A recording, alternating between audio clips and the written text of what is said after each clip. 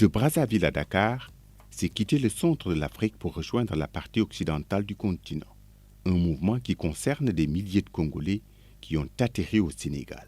Ils sont étudiants, enseignants, cadres dans des institutions internationales, opérateurs économiques, artistes ou diplomates. Leur point commun à tous, ils sont d'origine congolaise et sont établis depuis un certain temps dans la capitale sénégalaise, loin de leur pays d'origine, le Congo. Portrait croisé de ces Congolais au destin divers, à la découverte de la communauté congolaise au Sénégal.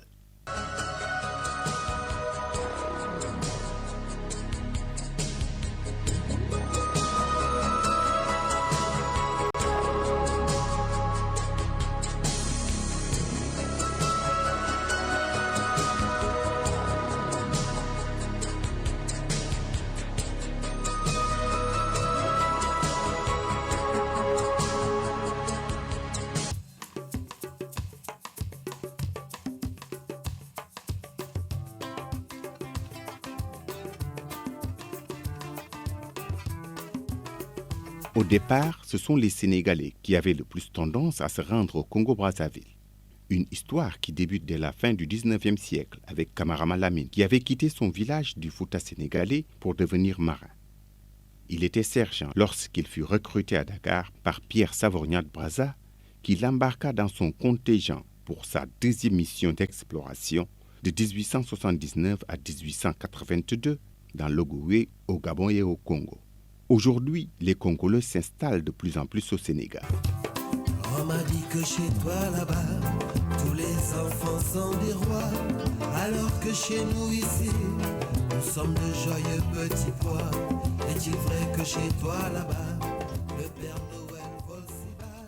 Pierre-Michel Ngimbi, ambassadeur de la République du Congo, a été ministre de l'enseignement technique et professionnel de son pays d'août 2002 à septembre 2009 dans le gouvernement du président Denis Sassou Nguesso. Il est membre du Parti congolais du travail, dont il est le député élu actuel de Louvakou, après avoir été élu député de la première circonscription de Dolisie, suite aux législatives de 2007. Durant le mandat du président Pascal Lissouba, il a été successivement ministre du Développement scientifique et technologique chargé de l'enseignement technique et professionnel, conseiller spécial, haut commissaire au PTT, ambassadeur du Congo en Israël, puis en France, avec juridiction en Espagne, Portugal, Angleterre, Suisse, Vatican et à l'UNESCO. Sénégal au Congo, c'est le sergent Malamine. Il a accompagné Savorgnan de Brazza, qui a donc découvert Brazzaville et qui a créé la capitale Brazzaville. Savorgnan de Brazza était un citoyen français d'origine italienne et explorateur, qui a donc rencontré le Congo et qui l'a fait en compagnie du sergent Malamine, qui lui était un Sénégalais. Puis, une forte délégation de Sénégalais sont rentrés par le port, puisqu'avant on utilisait plus le bateau, ont traversé le chemin de fer. Plusieurs d'entre eux ont participé d'ailleurs à la construction du chemin de fer et ont laissé leur vie. Et tout ce qui était incarné le commerce dans notre pays est assumé souvent par cette colonie sénégalaise. Aujourd'hui, d'autres colonies, des Maliens, des Guinéens, des Mauritaniens, ont pris ce secteur, mais les Sénégalais le font avec la discrétion qui les caractérise dans notre pays. Plusieurs d'entre eux ont pris la nationalité congolaise, ont épousé, y compris épousé des pans entiers de notre culture, et plusieurs aussi, certains, restent des véritables ambassadeurs de la culture sénégalaise.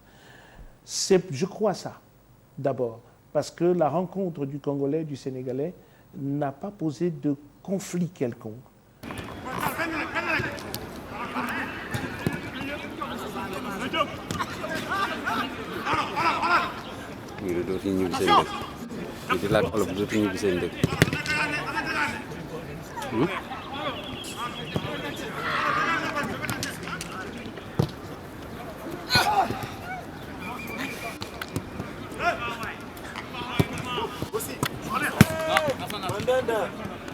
Je suis prêt au soleil. Oh. Oui. Non, mais les gars,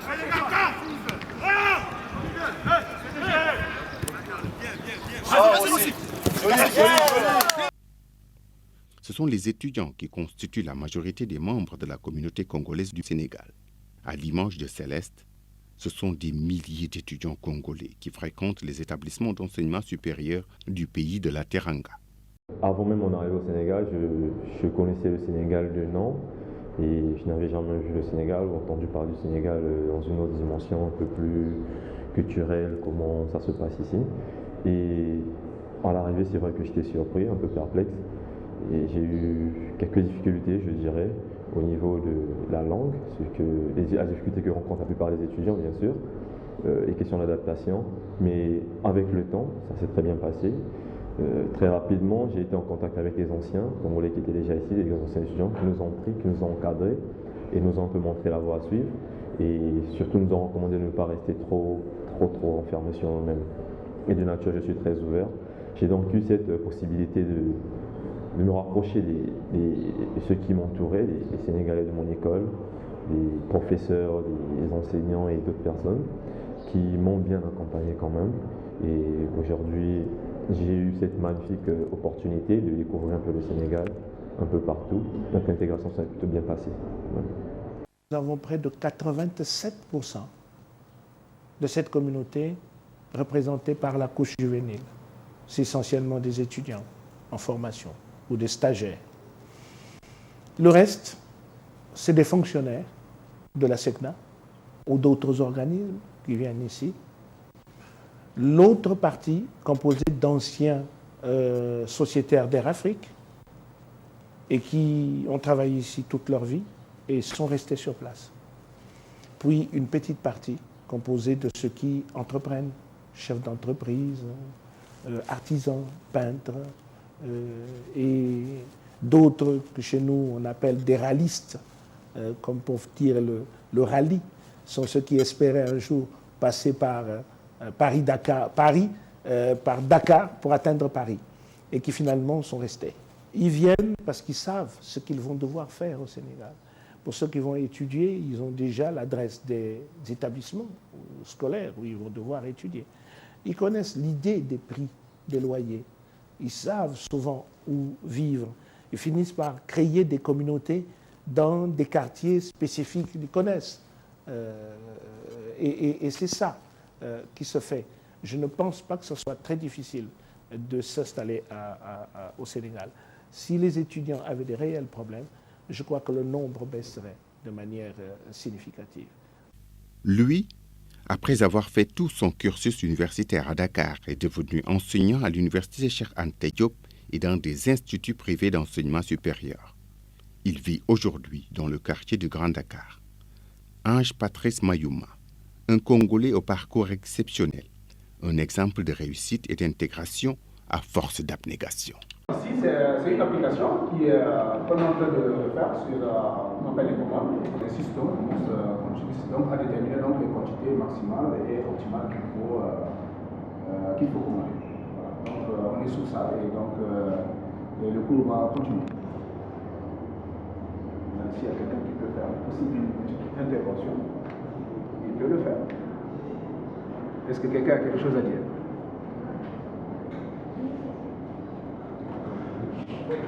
Vous n'avez rien à dire?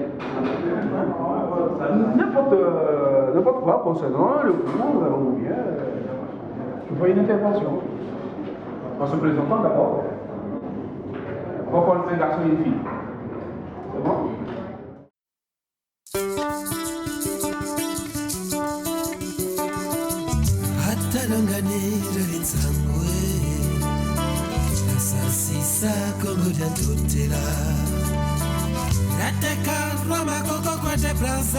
Serja malamine lungani wasabunzonzi bwanzi Ranwanina matamatsua Raba yokela makimpa vita Haunsaneya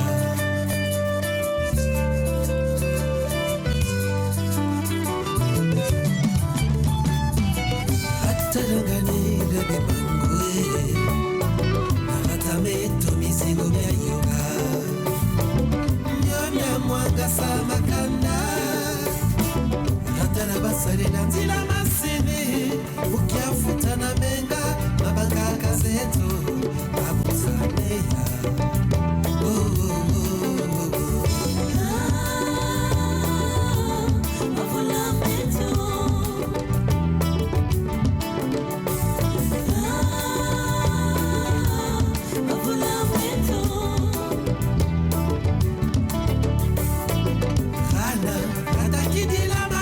mampangala mponzi yanganga komo nansafuza kuna buko Rana atakinwi na mamba makelo wafula nihana tazulolo komo Atatieko afula matubonga nsima Utamindelo bangwala nsima waka Awusane Nikumavula nikala kwane yaya Kwenda mukwenda mutamindelo Timalwaka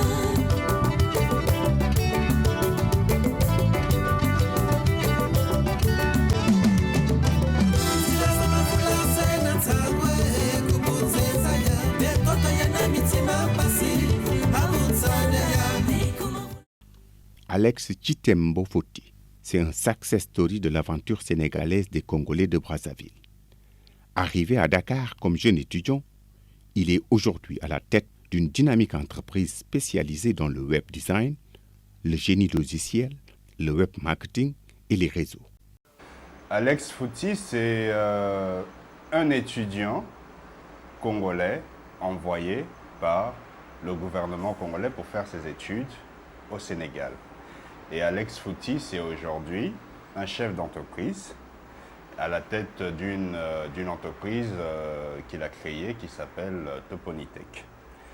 Alex Foti, c'est aussi le président de la diaspora, en fait pas de la diaspora dans la globalité, mais plutôt de tous les informaticiens de la diaspora congolaise au niveau de l'Afrique de l'Ouest. Donc, je suis africain, de nationalité congolaise, qui entreprend au Sénégal. La plateforme Girafe, un outil de gestion des affaires consulaires au niveau de l'ambassade du Congo au Sénégal. Une réalisation qui porte l'empreinte d'Alex Foti et de son équipe d'informaticiens. Qui nous permet de pouvoir générer les activités, les statistiques autour de demandes d'actes consulaires et aussi au niveau des visas. Donc un logiciel, en un clic, on peut savoir combien de demandes de visa qu'on a effectuées, quelles sont les nationalités de personnes demandeurs de visa. Et ça peut aussi nous donner par mois les statistiques des demandes d'actes consulaires, leur nature, et également connaître le nombre de ressortissants, ainsi que leur typologie, par exemple le nombre des étudiants, les nombres des commerçants, les nombres de professionnels. Code, c'est un collectif qui permet aux informaticiens de s'épanouir dans leur domaine et ainsi d'encadrer aussi les nouveaux jeunes, c'est-à-dire les jeunes informaticiens, les étudiants, justement dans les outils informatiques. Donc, le CICODE, en un mot, ça comble le trou de l'ancienne association qui existait, qui était l'association des Congolais, des informaticiens congolais au Sénégal. Donc, le but du CICODE, c'était justement, et c'est un peu d'élargir cette philosophie qui était déjà mise en place. Donc, le CICODE était là pour encadrer des jeunes. Et là, à travers le CICODE, il a développé des partenariats avec des entreprises comme Toponitech, qui est une entreprise qui, tout récemment, il y a eu 3 jeunes étudiants congolais qui ont eu des stations, autant pour moi des attestations et des stages au niveau du Toponitech. Et actuellement, toujours avec le partenaire avec Toponitech, dans une semaine, le CICODE, en partenariat avec Toponitech, va lancer une formation en langage HTML5 et CSS3. Et là, ce sont les jeunes Congolais, les informaticiens congolais qui vont en bénéficier de ça. Ce matériel qu'on a mis à notre disposition nous a permis aujourd'hui d'exercer notre travail avec beaucoup de courage parce que le matériel est neuf et cela nous facilite l'obtention des documents par les étudiants. Avant tout, c'était fait manuellement, mais aujourd'hui, je crois qu'en moins de 24 heures, les usagers peuvent obtenir leurs documents parce que cela se fait, soit ils viennent physiquement ici, sur place, ils réclament si on peut leur donner les documents et comme le système est mis en place, donc on peut télécharger et puis sortir les documents et signer. Déjà pour les cartes consulaires, tout est déjà signé, la signature est dedans, on vérifie seulement les données et on tire la carte en rien de temps. En 24 heures, la personne a la pièce qu'il a demandée. Je félicite le peuple sénégalais. Je félicite la jeunesse sénégalaise. J'apprécie la culture sénégalaise. J'apprécie le fait d'être pacifiste, ouvert aux autres cultures. J'apprécie la liberté d'expression. J'apprécie le fait que les jeunes soient très actifs, entreprenants. Ce que je pourrais dire, c'est de continuer dans cette lancée. De continuer dans cette lancée. Mine de rien, ceci prouve qu'il est possible, avec une jeunesse dynamique, de développer un pays. Parce que voyez un peu le nombre d'activités qu'il y a au Sénégal. C'est impressionnant. Voyez un peu le nombre d'entrepreneurs qu'il y a au Sénégal. C'est impressionnant. Et grâce à ça, vous avez, grâce à ces exemples, des entrepreneurs étrangers qui viennent pour investir. Vous vous rendez compte, aujourd'hui, nous en sommes à peu près à 150 milliards d'investissements au niveau du Sénégal concernant les étrangers. 150 milliards. Donc la stabilité politique, les infrastructures, le développement au niveau des infrastructures contribuent énormément à l'évolution du Sénégal. Alex a noué de solides partenariats avec des institutions de la place en privilégiant le côté relationnel. Cheikh Mbow, maintenant, comment analysez-vous l'intégration d'Alex Fouti au Sénégal? Jeune étudiant congolais, il est devenu chef d'entreprise, installé au Sénégal, vous avez eu à travailler ensemble. Avec le recul, comment analysez-vous? Oui, avec le recul, moi, je dis, c'est en réalité vous qui m'apprenez qu'il est congolais. Moi, j'aurais cru qu'il est sénégalais, pour dire combien il est totalement intégré. Peut-être ici, la seule chose qui pourrait, en tout cas, faire penser à une autre nationalité, c'est peut-être la langue. Parce qu'il ne parle pas Wolof, ça c'est clair. Mais au-delà de ça, en termes de comportement, de disponibilité, de générosité, de compréhension de l'autre, il n'est pas dans une attitude d'affairiste.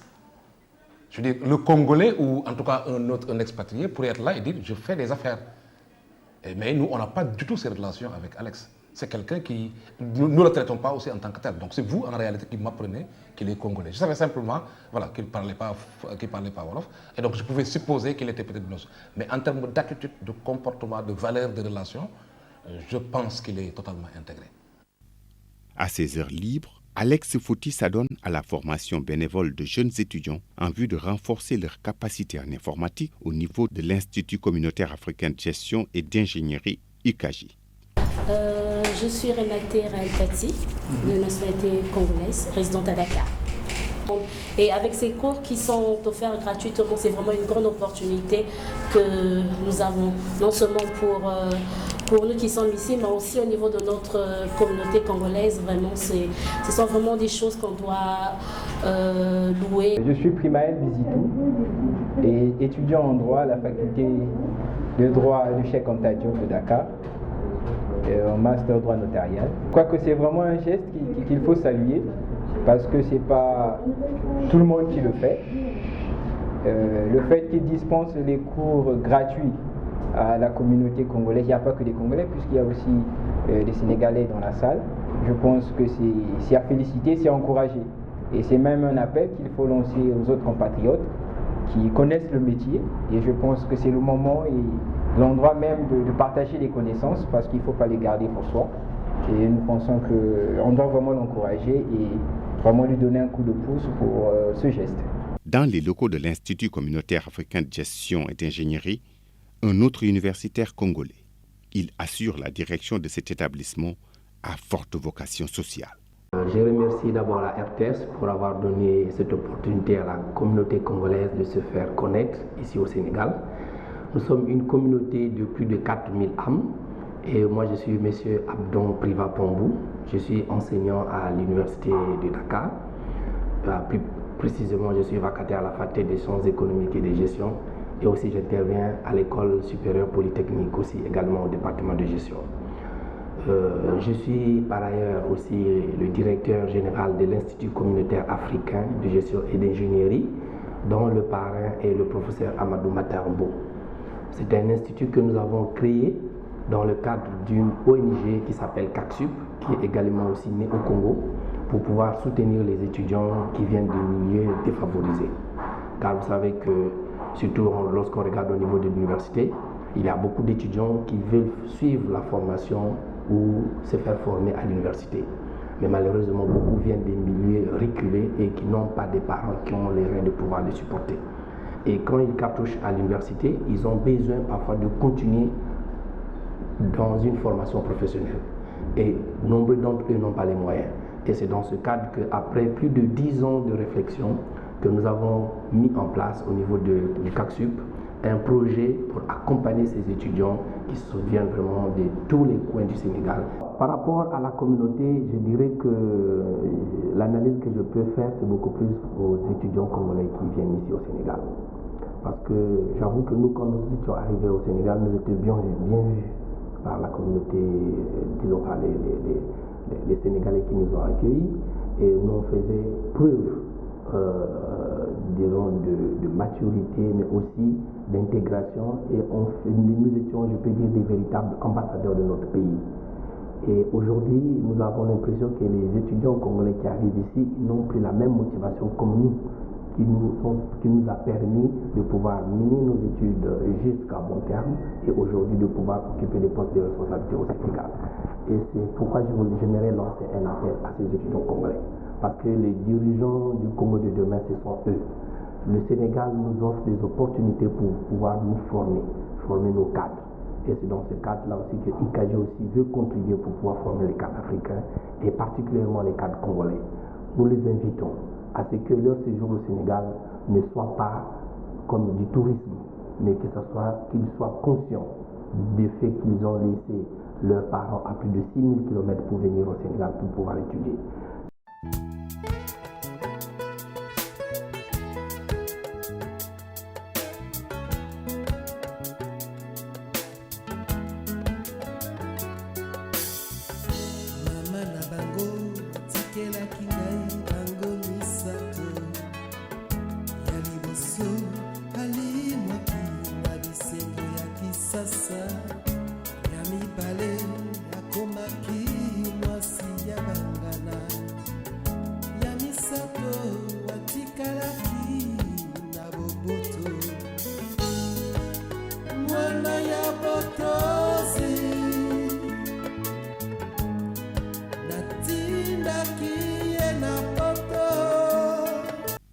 Chef du département maintenance à la SECNA, Aïna Akilotan Koumbi est le président de la diaspora congolaise au Sénégal, un cadre d'expression et de gestion de la communauté congolaise établie au pays de la Teranga.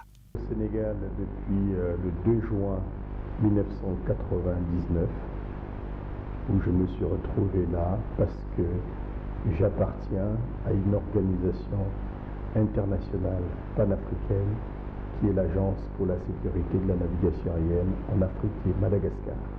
Donc j'ai été mis en position d'expatriation pour servir la communauté comme ingénieur en électronique et informatique. Alors, pourquoi je me suis retrouvé là? C'est tout simplement parce que le hasard de l'évolution de nos carrières, même si on dit que le hasard n'existe pas, a fait que j'ai été sélectionné dans le cadre d'un processus d'avis de vacances de poste pour pouvoir participer à un important projet d'automatisation des centres opérationnels de la SECNA. J'ai bénéficié pour mon intégration en fait, de la structure SECNA, qui est une boîte qui comporte beaucoup d'expatriés comme moi. Nous avons au niveau du Sénégal la direction générale. Nous avons également une école, c'est le centre régional de la navigation aérienne et de l'administration.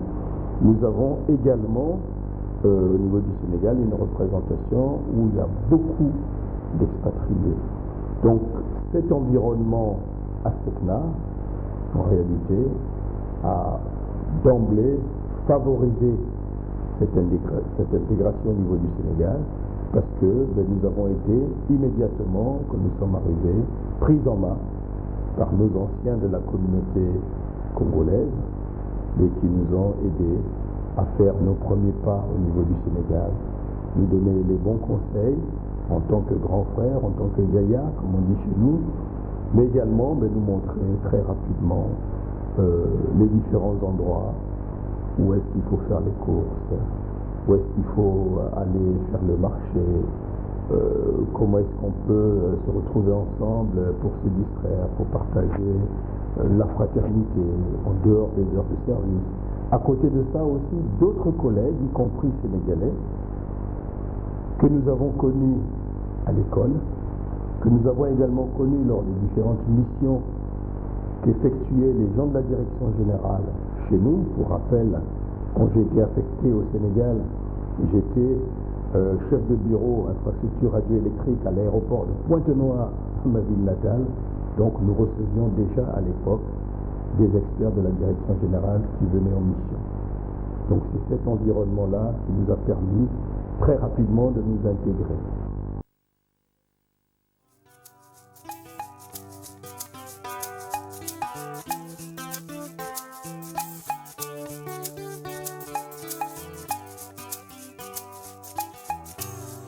Munalumbu basidi lumbu Nosinjeli kweloto Kuna maloma tolo Luwetete lwelirezima Wakontangu Yaduka mwezi Luwetete lotituka nzelu Nyianzi Wabangula ndoziani Tiyanjini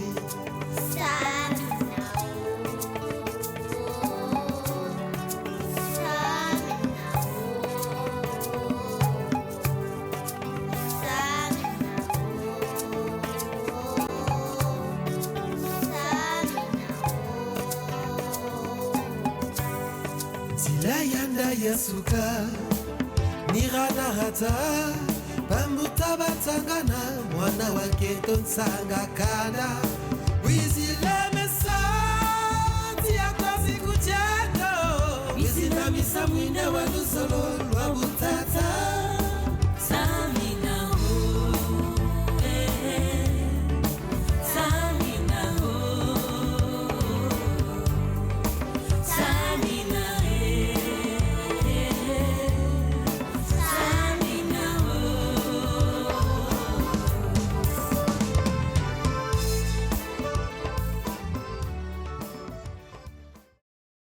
Samba Olivier est un artiste plasticien congolais établi au Sénégal où il vit pleinement sa passion des cimaises avec des expositions et tournées dans la sous-région. À Dakar, précisément, ça me fait 3e mois que je suis à Dakar. J'étais d'abord ici à Dakar le mois de juin passé. Je suis parti en Mauritanie pour une résidence de travail au niveau du conservatoire.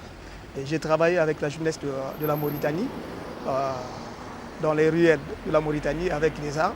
Et j'ai fait une exposition en plein air au niveau de la Mauritanie, avec la jeunesse de la Mauritanie. Le Sénégal pour moi, ce n'est pas un pays étrange, mais comme si je me retrouvais au Congo ou à Brazzaville ou à Pointe-Noire, que voilà, cette ambiance qui est de Dakar, quoi. Donc pour moi, il n'y a pas la différence. Je suis bien chez moi à Dakar.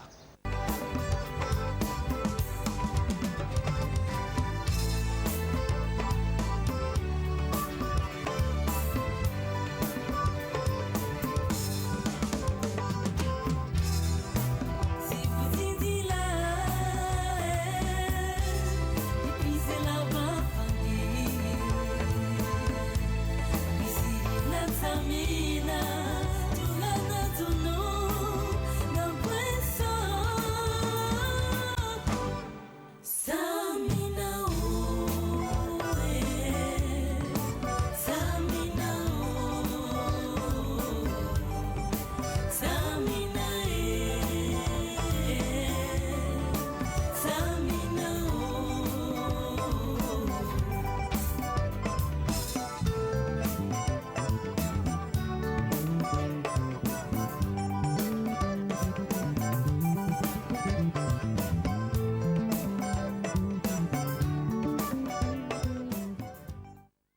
suis arrivé à Dakar, j'ai pensé un peu à l'Eurofest.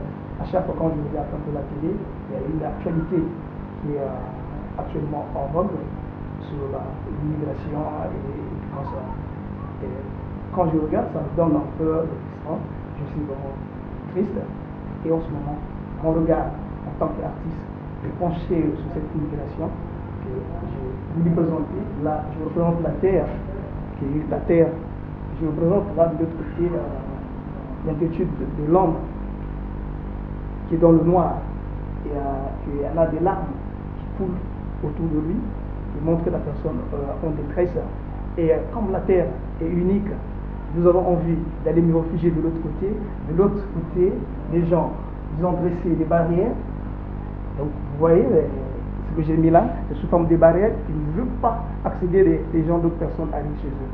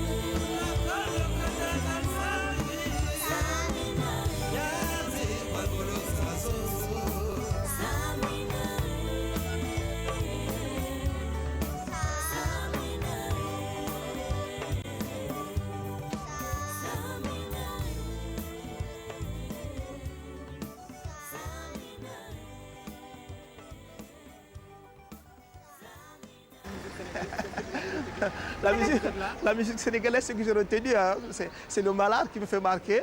Et la danse, actuellement, quand on parle, je ne sais pas, ce qu'on fait là et maudit. Bon, pour le repas sénégalais, j'ai mangé le tchèp dien, à chaque fois qui est devenu mon plat préféré actuellement au niveau de Dakar. Olivier, merci. Merci.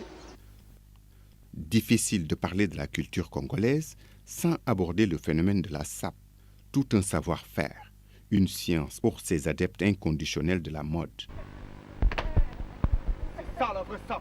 La sape, c'est pour tous les Congolais, pour tous les gens qui s'intéressent aux belles allures.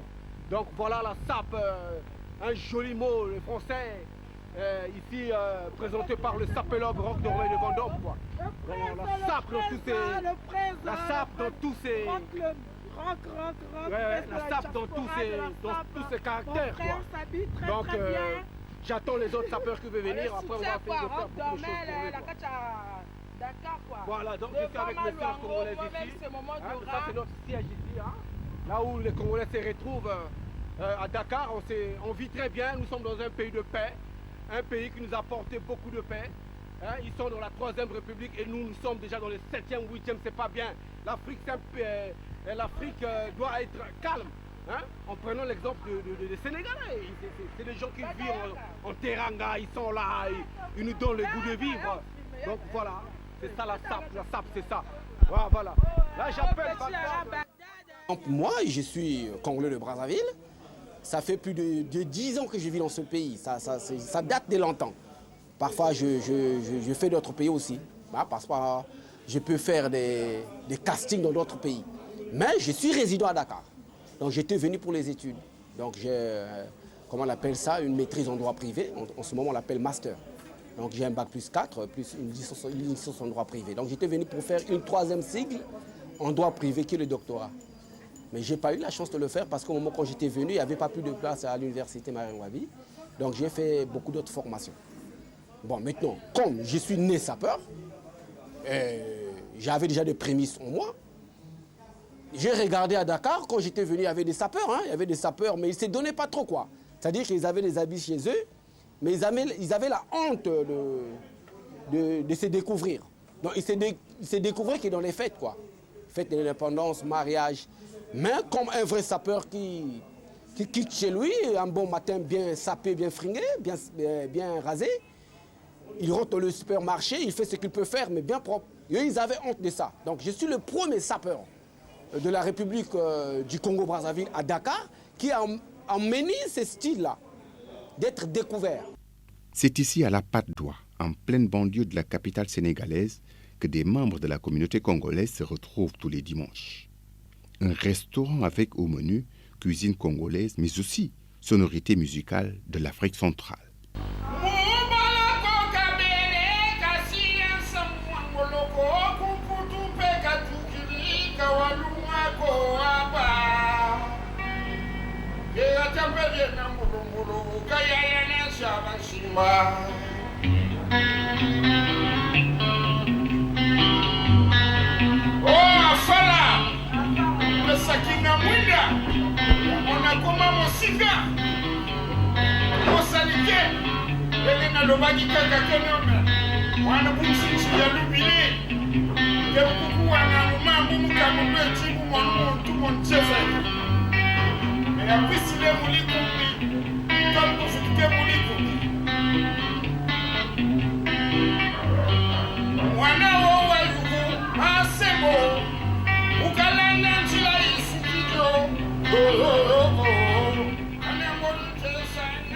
Au restaurant La Congolaise, donc je suis un artiste musicien congolais qui représente un grand artiste. Je suis le successeur d'un grand artiste du Congo-Brazzaville, Rafa Bunzeki, et paix à son âme. Donc là, je suis présent à Dakar. J'ai fait beaucoup de pays. Normalement, je suis venu pour le service. Donc là, je suis là. Et aujourd'hui, on m'a invité de venir assister dans le restaurant congolais. Donc c'est pour cela que je suis là.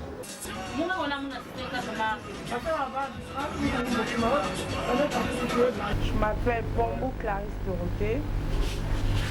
Je suis de Pointe-Noire. Je viens de Pointe-Noire, de la région du Kourou. Le village natal de mon père, c'est à Djosso.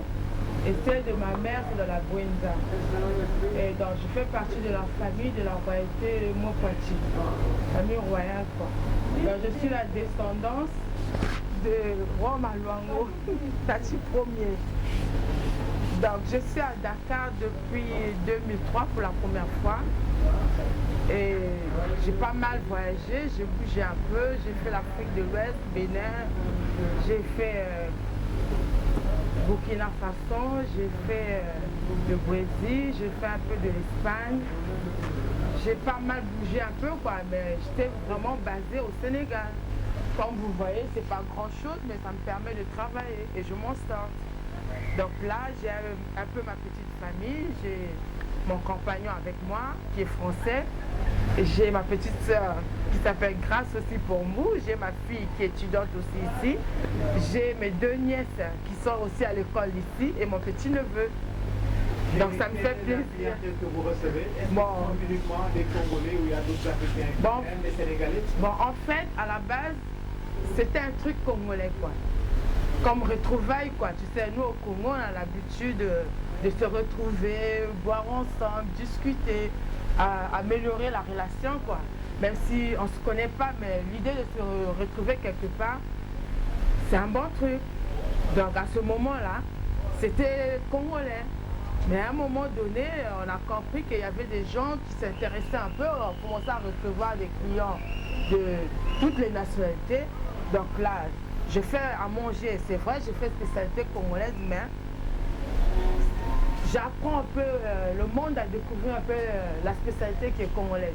Donc là, maintenant, il y a des Français qui viennent manger, il y a des Ivoiriens, il y a des Camerounais, il y a même des Sénégalais.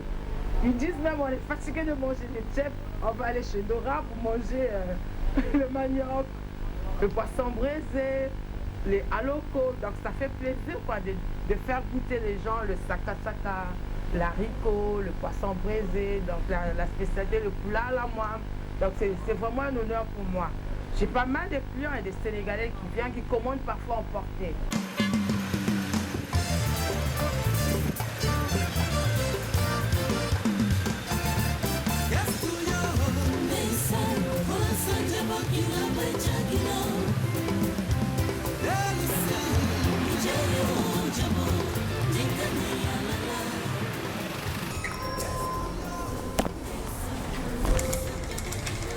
Bonjour, bienvenue à Zuculture.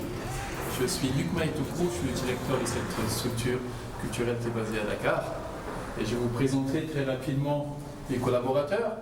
Dans la première est Yacine Nyong, qui est à l'Université Gaston Berger et qui fait un stage chez nous pour un mois et qui travaille sur des projets que nous avons ensemble.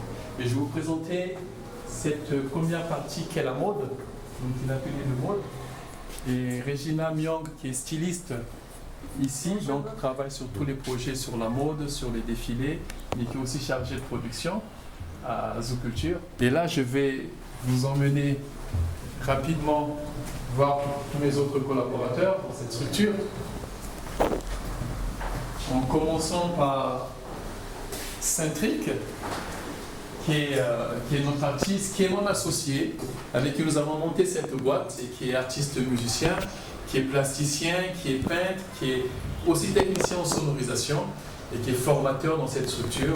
Et c'est le premier Africain, justement, nous dit souvent, à avoir écrit un livre sur la sonorisation de spectacles et pour lequel nous sommes en réédition en ce moment. Mais il y a beaucoup d'autres projets. Centric vit à Dakar, parle le Wolof sans accent et fait de la musique très proche du style populaire sénégalais mbala. Pourtant, Patrick Joël Maïtoukou est né à Brazzaville en 1968, au quartier Exouvois, et est très fier de ses origines congolaises.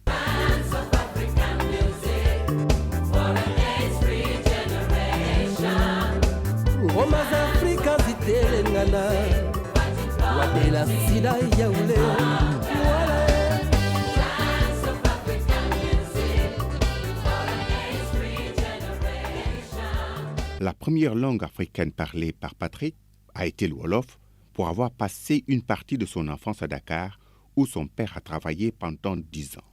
En 1983, à la mort de son père, la famille rentre à Brazzaville et le jeune Patrick participe alors à plusieurs formations musicales tout en diversifiant ses activités artistiques.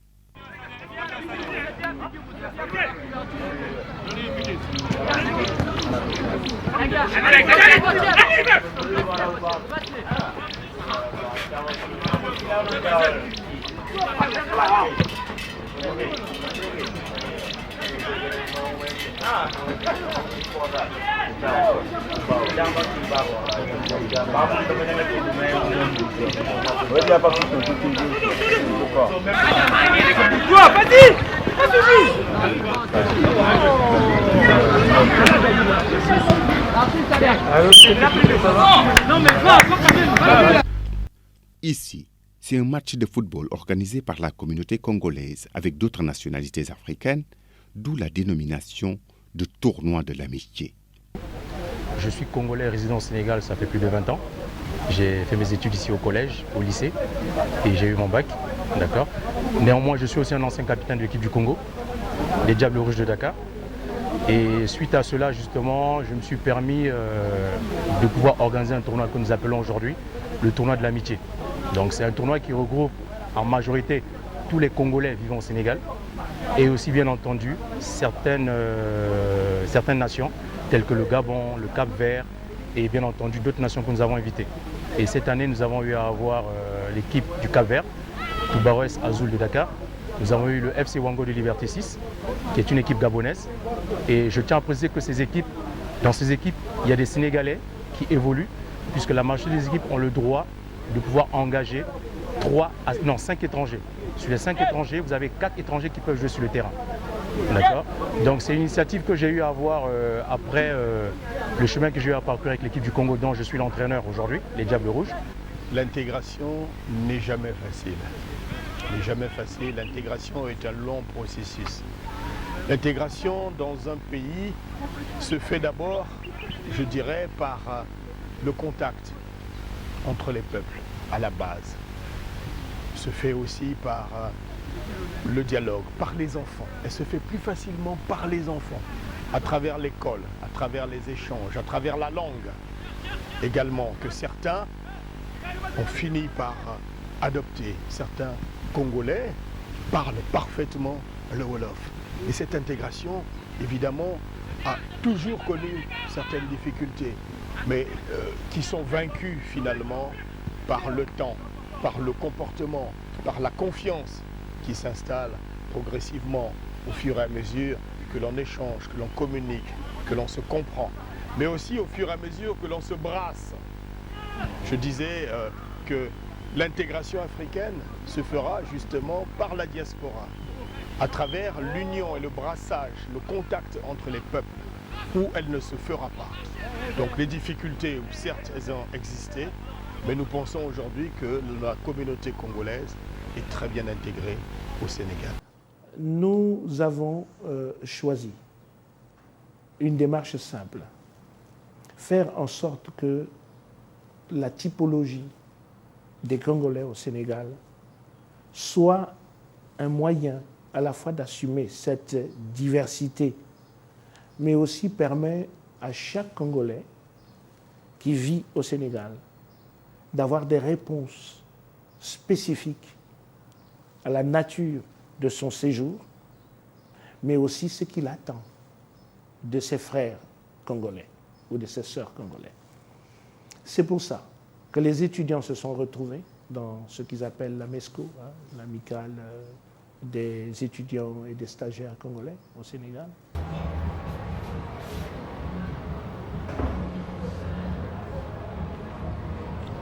On va faire un rapide. On n'en trouve pas. Parce que ici c'est un gousse qu'on a. Ah oui, il n'y a pas ici. Ça, c'est quelqu'un qui m'amène ça. Là, il y a aussi la muscade en poudre. Et là, vous avez du poivre blanc. Les gens ne connaissent pas le poivre blanc. C'est d'autres poivres de couleur c'est oui, verte. qui viennent. Même nous, on ne connaît pas. Il y a aussi le gari. Salé séché. Ce poisson-là, on l'achète frais. Ce poisson-là, on l'achète frais et on le transforme comme ça. On le transforme, on met du sel, on le garde dans le sel plusieurs jours et après on le fait sécher. Mais ici au Sénégal, il y a pas mal d'usines qui transforment du poisson. Les femmes congolaises établies au Sénégal évoluent dans divers secteurs d'activité, comme le commerce, à l'image de Madame Kouta, qui tient une alimentation générale spécialisée dans les produits made in Congo.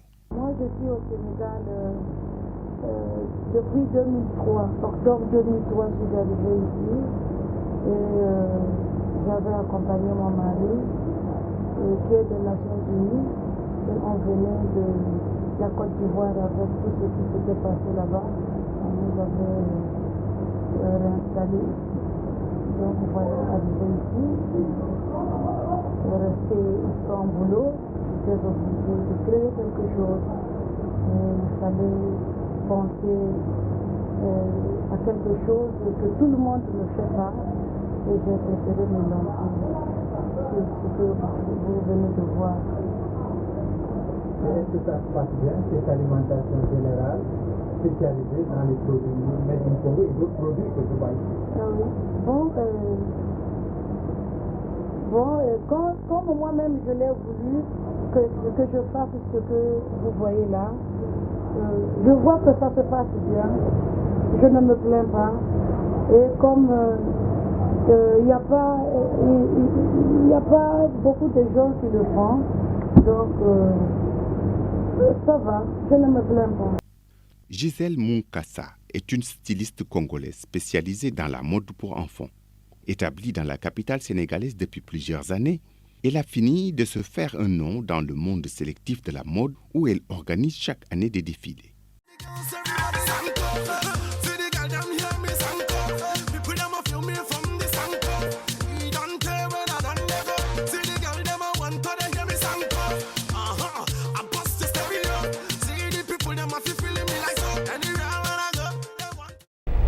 Au Sénégal depuis le 13 décembre 1993, donc ça fait plus de 20 ans que je suis là. Et puis j'exerce le métier de styliste couturière depuis, ça fait 20 ans quand même. J'avais commencé au pays, je suis de nationalité congolaise, je suis mariée. Ce qui m'a poussé à venir à Dakar, c'est que je venais ici souvent. J'avais des amis sénégalaises. Pendant les vacances ou les congés, je venais passer un moment ici à Dakar. Et j'ai pris goût. J'ai pris goût et j'ai trouvé que c'était bien. Il y a la paix ici. Un pays de Teranga, ça veut dire la paix. Et les gens sont généreux. On nous accueille à cœur ouvert. Et j'ai choisi le Sénégal. Et depuis, en fait, ce qui m'a poussé à venir, c'est la guerre en fait. J'ai travaillé. J'avais des ateliers de couture aussi, j'avais une alimentation, une épicerie, mais pendant la guerre, on a cassé. Et j'avais un choix entre le Canada et le Sénégal. Je me suis dit, non, je suis africaine, je reste en Afrique, et je suis venue au Sénégal.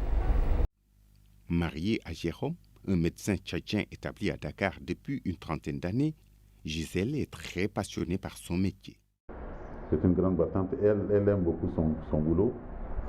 Et je peux même dire que je suis jaloux de son boulot. Tellement elle s'y investit. Voilà, bon, mais sinon elle travaille bien. Elle aime bien son boulot, elle le fait très bien. Et tous ceux qui l'approchent voient qu'elle fait du bon produit. Oui, la femme africaine est très belle. Elle est très belle, très belle. On n'a jamais vu une femme vilaine. Alors ta beauté, tu dois la mettre en valeur par rapport à ce que tu portes. Ce que tu portes te met en valeur. Et la valeur, ça donne envie. Il y a des filles qui s'habillent n'importe comment, mais ce n'est pas ça. La femme africaine doit bien s'habiller. La femme africaine, elle a des trucs, tu vois, vous voyez un peu, il y a le bazin ici au Sénégal. Et il y a le wax. En ce moment, le wax est en train de faire du tapage du canon partout, même en Europe, aux États-Unis. Maintenant, les gens portent que du wax. Nous, par exemple, au Congo, on n'a que du wax.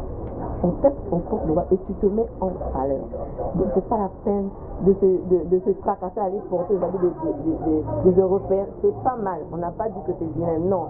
Mais le modèle que tu prends dans le catalogue européen, tu peux le transformer en wax. C'est très joli avec. La particularité de la communauté congolaise à Dakar réside dans la proximité fraternelle et affective existant entre le Sénégal et le Congo. Une forte communauté sénégalaise vit à Brazzaville et dans les autres villes, et depuis quelques années, les Congolais sont de plus en plus nombreux à faire le choix de la destination Sénégal. Et pour l'essentiel des Congolais vivant au Sénégal, l'intégration s'est bien passée du fait des liens assez solides existants entre les deux pays et des similitudes dans le vécu quotidien. Je suis particulièrement heureux de constater que c'est une communauté active, mais une communauté qui a su se rassembler. Depuis quelques années, depuis que je suis là, j'ai constaté qu'ils ont cette soif de se réconcilier. Il reste à ce qu'ils apprennent à devenir une vraie diaspora. Une diaspora doit prendre des parts, des segments dans la communauté sénégalaise. Elles doivent les prendre parce que c'est leur moyen de se construire ici pour mieux se réaliser au Congo. Ceux qui sont venus apprendre doivent apprendre, mais lorsqu'ils ont la possibilité d'aller au-delà, ils peuvent le faire, puisque ce pays non seulement l'autorise, mais donne des ouvertures qui permettent cela. Une diaspora est une chance. C'est la première étape d'intégration de nos pays. Il faut que nos pays apprennent à faire que la jeunesse, chaque fois qu'elle vit dans un pays hôte, se conçoive comme une diaspora. Et c'est allant à la rencontre des habitants du pays hôte que l'on commence à construire les prémices de l'intégration africaine.